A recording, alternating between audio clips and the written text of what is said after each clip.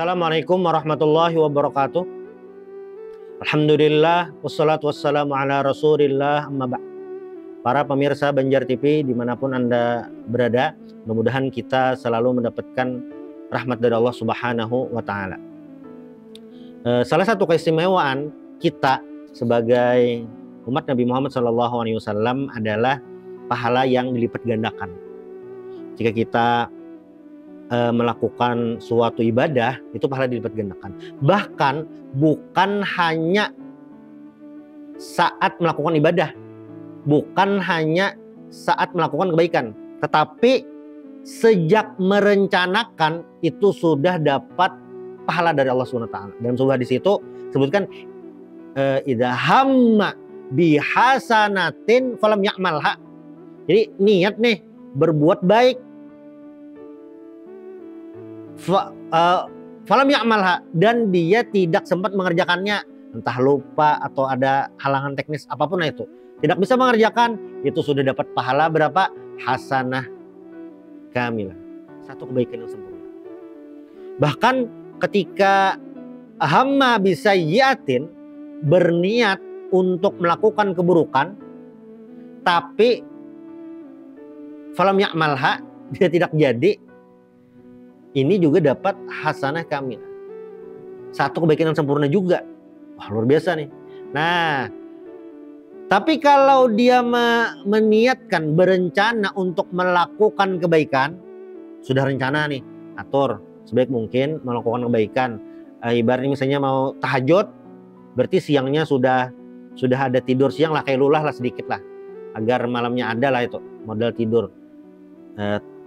Lalu memang dia kerjakan, nah ini pahalanya bi asyri amsalihha, pahalanya 10 kali lipat, bisa jadi sampai bisa ba'imi'ati dhi'fin, sampai 700 kali lipat, sampai ila ad'af katsirah, sampai yang berlipat-lipat tidak tahu batas banyaknya itu seperti apa.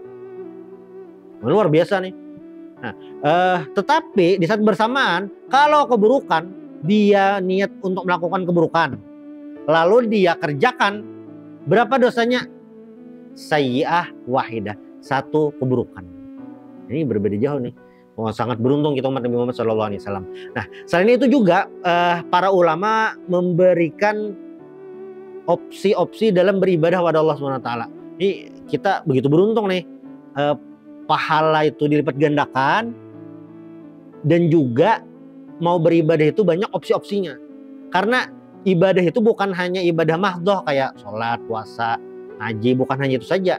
Tetapi ibadah itu juga berhubungan dengan sosial. Banyak ibadah itu. Jadi kecenderungan seseorang melakukan kebaikan, disitulah jalan dia untuk meraih ridha Allah Subhanahu wa Ta'ala. Jangan dikira sahabat itu sama kayak Sayyidina Abu Bakar semua. Tidak. Sahabat itu semuanya sama kayak Sayyidina Umar. Tidak. Beda-beda itu. Dan mereka menempuh jalan masing-masing. Sayyidina Abu Bakar radhiyallahu an terkenal beliau bagaimana sangat taat kepada Rasulullah. Inggih pun langsung. Sayyidina Umar dalam beberapa momen, Sayyidina Umar itu ada pernah mempertanyakan tentang apa yang terjadi kepada Rasulullah SAW. Tetapi yang beliau lakukan itu juga diapresiasi. Bahkan beliau kan dapat gelar Al-Faruq. Apa itu Al-Faruq? Sang pembeda bainal haq wal batil, antara yang benar dan yang batil, yang salah. Bahkan di antara semua sahabat, Sayyidina Umar ini adalah sahabat yang request Nabi untuk masuk Islam. Nabi doa nih kepada Allah, meminta kepada Allah supaya Sayyidina Umar Islam. Memang waktu itu ada dua opsi, ada dua pilihan. Allahumma izzal Islam bi ahadi umarain. Ya Allah, muliakan Islam dengan salah satu dua Umar. Umar bin Khattab dan Amr bin Hisham. Amr bin Hisham ini Abu Jahal. Tapi yang terpilih siapa? Ya Sayyidina Umar bin Khattab radhiyallahu anhu. Beliau lebih berperan di ketegasan dan macam-macam. Nah, lalu Rasulullah SAW banyak memberikan pilihan-pilihan dalam beribadah. Makanya dalam hadis itu yang misalnya ayul a'mali afdal, amal ibadah apa yang paling afdal? Nah, ini jawabannya macam-macam Nabi.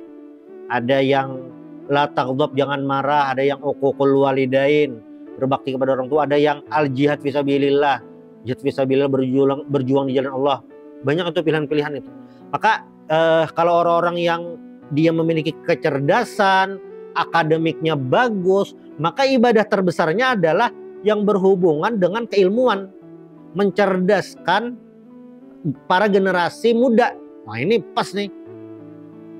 Tapi ketika ada orang yang dia ahli di lapangan, jiwa sosialnya tinggi, nah ini berarti apa? Ya dia bekerja dan menambah amal ibadah di bagian sosial tadi, di bagian yang berhubungan dengan empati orang itu. Wah, ini ibadah. Nah di tempat lain juga misalnya ada orang yang dia memang ahli dalam ibadah makhdum, maksudnya dia tahan puasa, pokoknya dia semua puasa sunnah mengerjakan kuat, ibadah malamnya tahan lama, bisa istiqomah. Nah ini berarti jalur ibadahnya jalan sini. Banyak tuh turukul khair. Bahkan kita sendiri pun ini bisa memilih macam-macam opsi.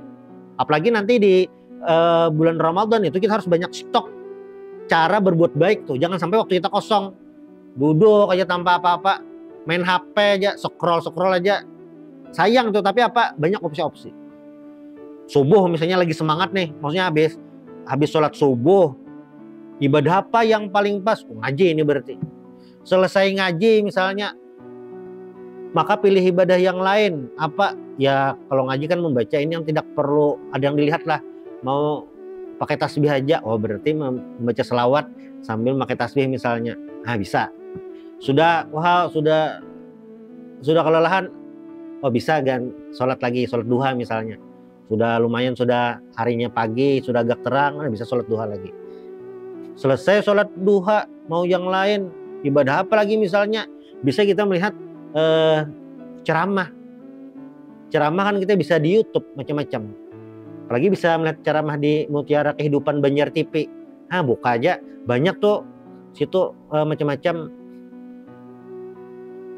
yang bisa menambah ilmu kita, menambah keimanan kita, itu semuanya kita lihat. Habis semua sudah, kayaknya amal ibadah bagaimana? Nah istirahat kita, istirahat. Kenapa? Karena istirahat itu juga bisa menjadi ibadah. Saat apa? Saat kita niatkan untuk ibadah. Misalnya ya sudah jam 10, jam 11 lah, sudah kelelahan macam-macam ibadah, kebetulan hari itu libur memang tidak bekerja, maka apa ibadahnya? Istirahat dulu, tidur. Niatkan qailulah misalnya, agar sholat zuhurnya misalnya segar misalnya, dan nanti malam juga ada modal untuk tidur. Nah ini bagian dari ibadah juga. Jadi jangan sampai kita merasa apa nih harus dikerjakan lagi. Tidak, banyak selalu ada tuh. Bahkan kata Rasulullah yang paling sederhana nih, tabassumuka fi wajhi akhika shadaqah.